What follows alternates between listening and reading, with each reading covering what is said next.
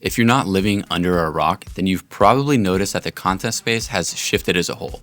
What started as Ty Lopez and his personal brand of knowledge quickly changed into a dad and his son hiking out in the Alaskan wilderness.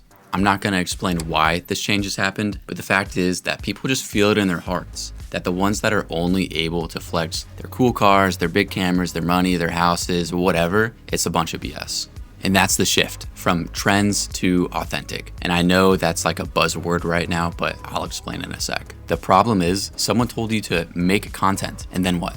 You hear this, and I do it too, but you start scrolling Instagram looking for ideas of what to film when the best thing to make content on is what you already naturally rant about.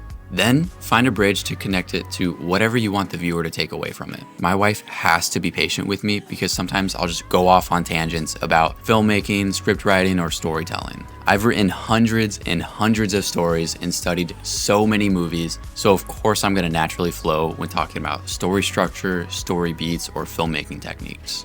But that is what you need to make content on because it's true to you and that's what you like talking about. Nobody wants to watch you talk about something with zero passion behind it.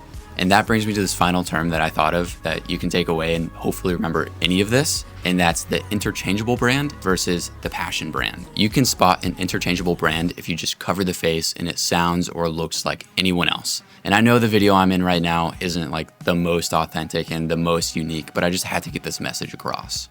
The passion brand is the best version of the personal brand. When being passionate is the barrier to what you make content on, it forces you to be a lot more authentic when compared to making a video based off a trend. In a future video, I'll share how you can turn an event that relates to your passion into video content that builds your personal brand or passion brand. That's all. Thanks for watching. Feel free to follow if you want any more personal branding tips.